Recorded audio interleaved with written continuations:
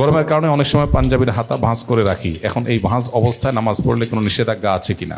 হ্যাঁ, নিষেধাজ্ঞা আছে। গরমে হোক অথবা অজু করে আসছেন, হাত ভিজা আছে, সেজন্য হাত ভাঁজ করা আছে, ওই অবস্থায় আপনি নামাজ শুরু করেছেন, এটা জায়েজ নাই, এটা মাকরুহ। নামাজে সময় হাত হোক জামা হোক এগুলো কোনোভাবে ভাঁজ করা যাবে না, বরং এগুলোকে ছেড়ে দিয়ে স্বাভাবিকভাবে নামাজে দাঁড়াতে হবে। কারণ নবী করিম সাল্লাল্লাহু আলাইহি ওয়াসাল্লাম বলেছেন, উমিরতু আন আসজুদা আলা সাবআতি আযুমিন, আমাকে 7টি অঙ্গের উপরে সিজদা করার জন্য নির্দেশ দেয়া হয়েছে, অর্থাৎ আল্লাহ নির্দেশ দিয়েছেন।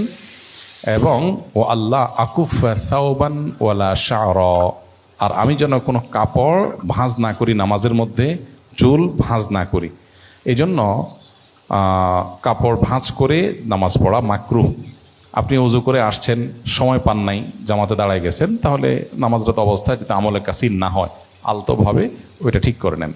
আর সাধারণ অবস্থাতে, স্বাভাবিক অবস্থা যদি হয়, তাহলে সেক্ষেত্রে আপনি নামাজের আগেই এগুলো ছেড়ে দিয়ে তারপর নামাজ পড়বেন। গরম লাগছে সেজন্য জামা কাপড় উঠায়া আপনার ভাঁজ করে নামাজ পড়া অনুচিত।